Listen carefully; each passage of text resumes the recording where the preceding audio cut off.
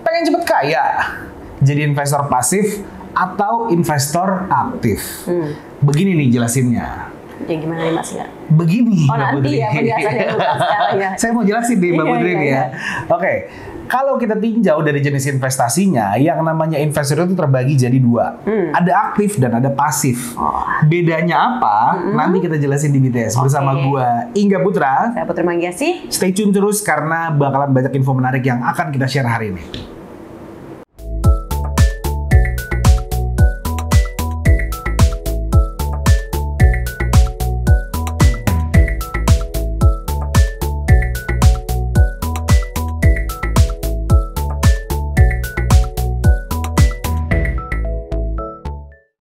Yang namanya investor aktif biasanya itu adalah seorang investor yang lebih cenderung menggunakan buy dan sell lebih cepat.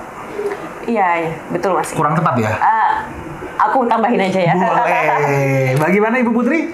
Nah, tadi kan ada investor aktif dan pasif. Benar. Mas Ingga bilang itu. Nah, kalau investor aktif ini adalah dia memang lebih aktif, ibarat kayak manajer investasi Mas Ingga. Jadi ada proses setiap harinya atau nggak setiap hari sih ya, misalnya setiap bulannya ada proses buy and sell. Makanya strateginya memang dikatakannya buy and sell, dia aktif terus. Sedangkan kalau misalnya investor pasif, dia lebih cenderung untuk hold, buy and hold. Buy and hold. Iya. Oke, saya berarti tahu tadi adalah aktif itu adalah buy and sell. Kalau yang investor pasif itu adalah buy and hold. Iya betul. Oke. Dia nggak langsung dijual dalam waktu cepat, tapi di hold sampai nanti waktu memang dirasa memang sudah pas dan sudah naik harganya baru dijual investasinya. Oke. Itu Mas Ingga. Kalau misalnya mau dibicarakan perbedaannya Mas Ingga dari segi biaya nih. Apa aja yang pertama tuh? biaya ya. Investor aktif itu lebih mengeluarkan budget yang banyak. Karena kenapa Mas Ingga? Kenapa? Karena ada proses buy and sell itu kan, pasti ada biaya administrasinya, ada biaya manajer investasinya misalnya. Terus bertambah ya? Betul, ada biaya. Apalah biaya apa, biasanya kan kalau misalnya investasi dikenakan biaya, pajaknya mungkin masih enggak ya kan? Iya, itu jangan lupa. Nah, itu kalau misalnya dihitung diakumulasi, misalnya per tahun atau per 5 tahun misalnya masih enggak, itu bisa lebih banyak ketimbang investor pasif yang dimana dia nggak aktif untuk menjual investasinya, tapi memang langsung pas di akhir dia dapat nominal yang tinggi dan mungkin ada biaya kali Mas Ingga, tapi mungkin biayanya tidak sebesar karena repetisinya tidak sebanyak sih. Betul. Investor aktif. Oh gitu. Betul, Mas Ingga. Yang kedua Mas Ingga, apa tuh? Dia itu perbedaannya adalah di fleksibilitasnya. Lebih fleksibel yang mana tuh kira-kira? Fleksibel yang apa nih? Kalau dijual mungkin lebih fleksibel yang investor aktif kali ya, karena asetnya kan nggak yang buy and hold ya Mas Ingga. Tapi kalau misalnya yang investor pasif, dia lebih susah untuk dijualnya. Oke. Tapi kalau untuk fleksibilitas mengganti strategi investasinya itu lebih fleksibel investasi aktif. Karena kan dia aktif terus nih. Dia benar-benar muter otak. Iya, benar-benar melakukan survei, aktif untuk mencari berita-berita misalnya gimana. Nah, ketika ada investasi yang performanya turun, nah investor aktif ini adalah sangat mudah untuk men-switch produk investasi mereka. Fleksibel ya kan. Nah, tapi kalau misalnya kalau pasif susah dong Mas Ingga. Kenapa gitu? Jual rumah nggak iya sih, karena harga rumah kan nggak murah ya, Mbak Putri ya. Secepat itu Mas Ingga. I see. Ada lagi Mas. Apalagi tuh? Resikonya yang terakhir nih.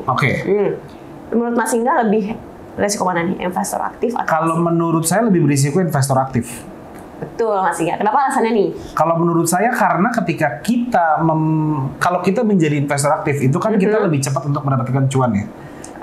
Atau lebih bisa mendapatkan potensinya bisa mendapatkan cuan lebih besar. Tapi di mana-mana pasti risikonya juga lebih tinggi dibanding yang pasif. Karena kalau menurut saya yang pasif itu asetnya tetap di situ aja dan harganya akan cenderung lebih naik. Nggak tahu ya. Bagaimana Mbak Putri? Itu betul banget yang dikatakan Mas Ingga. Jadi kalau misalnya, kasihan dengan 100-nya nanti ya Mas Ingga ya.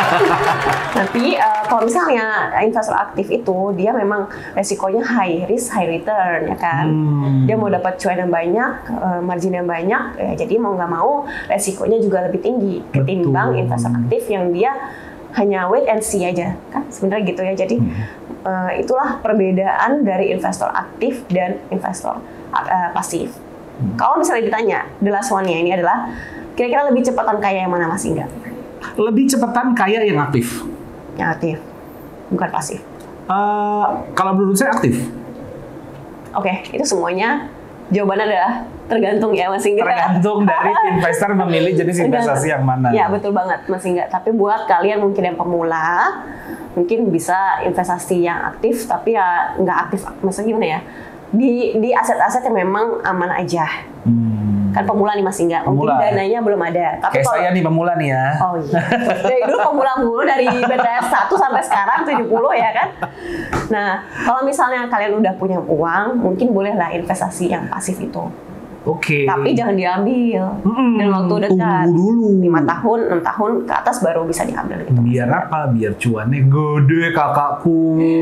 Gitu banget ya. Jadi itu perbedaannya, dan kalau misalnya ditanya lebih efektif yang mana atau lebih cepat kaya yang mana nih, investasi aktif atau pasif, itu jawabannya relatif semuanya, tergantung strategi investasi kalian masing-masing dan juga tergantung selera risiko investasi investor. Sesuai dengan portofolio. Kalau gitu, portfolio kalian. Benar. Kalau gitu kita tanya investor.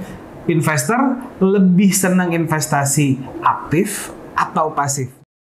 Well, itu semua balik lagi ke selera risiko dari investasi investor. Investor lebih cenderung pilih yang investasi aktif atau pasif. Jangan lupa tulis komen di bawah, investor lebih nyaman sama yang mana, dan tulis juga alasannya. Sekian aja mungkin BTS kita hari ini. Jangan lupa di likes, di subscribe, dan di share, karena kita tahu konten ini masih bermanfaat buat teman-teman investor yang lain. Kalau gitu kita pamit. Saya Ingga Putra. Saya Putri Manggasi. Assalamualaikum warahmatullahi wabarakatuh. Sampai jumpa minggu depan. Dadah.